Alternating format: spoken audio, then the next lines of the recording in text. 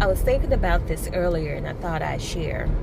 You know, sometimes when you're having triggers, it's nothing to be ashamed of. Like when someone triggers you, everybody has them. The only difference is you may come across a few people who try to weaponize yours while pretending they don't have any of their own, but they do.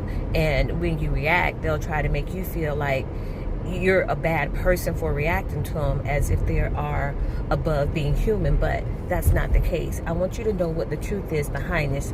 Triggers, it's not a flaw. It's actually information for us. It's our intel. It's letting us know where we still need care. And I'm not going to even say healing. I'm going to say care, because you could be triggered for the rest of your life for something, you know. This depends. But one of the things I started doing, and I'm not going to make this about me, but I know it helps, and it's something I use with my coaching clients. Write down everything. Write down the trigger. Write down how it made you feel, and then write down the opposite of that trigger. You know, for example, people are cutting you off when you're talking, and they talk over you. You gave them respect. You gave them the opportunity to talk, but now it's your turn to speak and they just keep interrupting you. That trigger is not that they were interrupting you. The trigger is not that person. The trigger is the feeling that it gave you. It made you feel unheard, unseen, invalid. You know, it just made it seem like you didn't matter. Your voice didn't matter.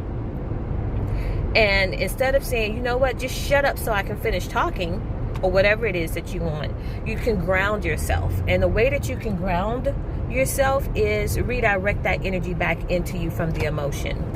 For example, sometimes I rub my hand together. This is a psychological technique that helps redirect that energy back into you and away from the conversation so you don't have an outburst. Now, I am not 100% perfect, because sometimes triggers catch us off guard and we don't have time to ground, or we don't catch ourselves. But that's why I use journals to go back after I've had that emotion, because sometimes you're right in the thick of it.